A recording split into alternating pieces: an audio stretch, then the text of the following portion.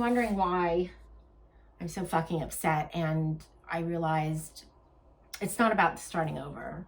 It's not about starting over this time. It's the starting over many times.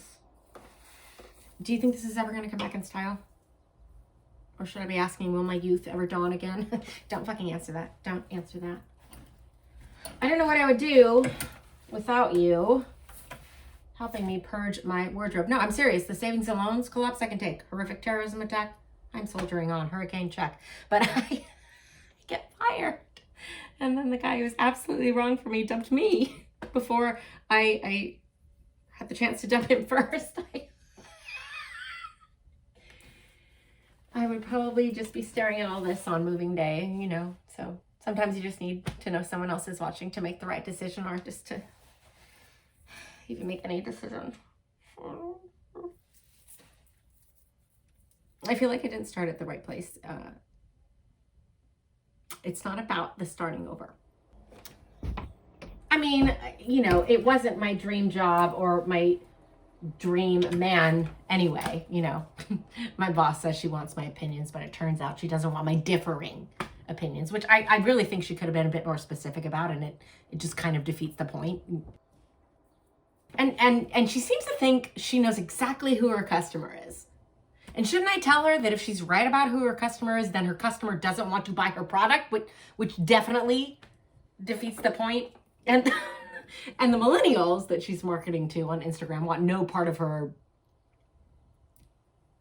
you know, I don't know, the country club going Hamptons house.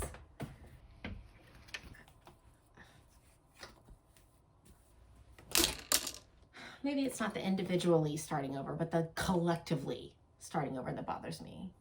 No, it doesn't bother me. It makes me question.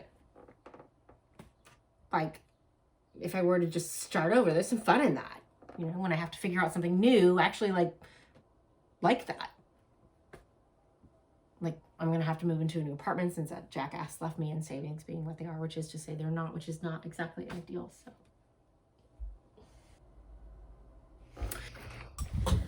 you know what? There's a better way to, okay, so I found this new apartment, right? But I had this dream. No, don't get freaked out. Don't. So I'm moving in and it's fun, you know. Well, not the moving itself. Like, the moving itself is a biatch. Like, hauling shit, not fun, ever. Especially with, like, why is it that every fucking apartment I ever fucking find is like a fucking walk up? Like a no fucking elevator, like my legs and ass are gonna look fine, but damn, I hate the fucking stairs walk up, right? Like, what? Anyway, there's like nothing like moving into a walk-up to make you immediately question all of your life choices. You know, you tell yourself that when you and your friends are done hauling up the mattress, the air conditioner, I'm like, and why do I still insist on owning books? Remind me that I need to buy a Kindle. You tell yourself that once you're moved in, the stairs are going to be fine, but you know it's a lie. It is a lie.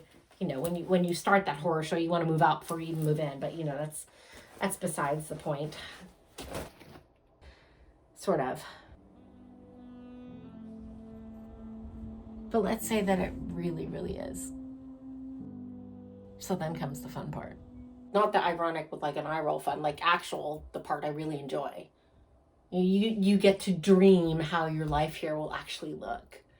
You figure out where all those books will go and remind yourself why you don't want to buy a Kindle. So, you know, because you like seeing your books, touching them, that weight turns into a substantial joy again. And, you know, all of those clothes suggest what I'll dress like for this brilliant new chapter. You get to paint a space with what makes it yours. You know, maybe I'll learn to bake. And create a life. Imagine how you'll live there. I mean, what's not fun about that? But none of that happened in my dream. Now, in this dream, everyone in that building was moving at the same time. And there are so many people in the hallways, I could barely even climb the stairs in a total fucking chaos. And in fact, I'm so confused as everyone tries to figure out where they're going that I don't even know which apartment I'm supposed to be moving into, right? But somehow there is a window in the staircase. And that's where I get a breath of fresh air. And below in the street, there's just like milling, this just crawling fucking ant farm of people. And they all seem to be moving too. And that is when I feel a panic rising in me. You know, maybe I shouldn't have moved. Maybe I should have just fucking stayed put. Maybe I still can. So I go back to my old building, and it's a dream, so I get there crazy fast, which feels strange, but also scary normal. But I don't recall how I got there. Like the subway, a taxi, a bus. Like I know I never take the bus, but like all options are weirdly on the table. If you don't remember how you got someplace, pro tip, you're either having amnesia or you are in a dream. Anyway, I go to the door of my apartment that I left like an hour ago. And this maybe like 70-year-old woman answers. And I ask her how long she's been there.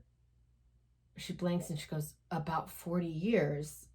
And then she shows me around. Not like welcoming, more like, look, you crazy lady with your eyes rolling back in your head. I really have been here 40 years.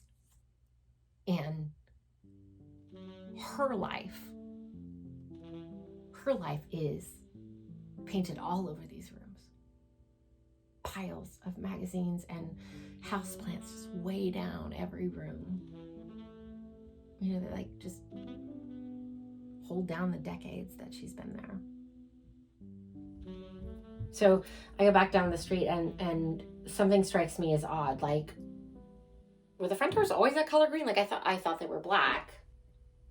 And then I look up at the building that wasn't my building. Like, this is the street that I lived on, and even if I didn't quite last a year at this address, like, I know my street. I mean, I'm sure I would know it, but the building I lived in isn't even there anymore. It's like I can't even start over because I don't know if where I'm coming from is even fucking real.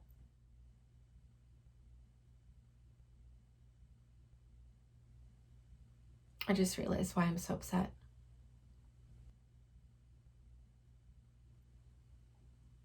I don't like starting over.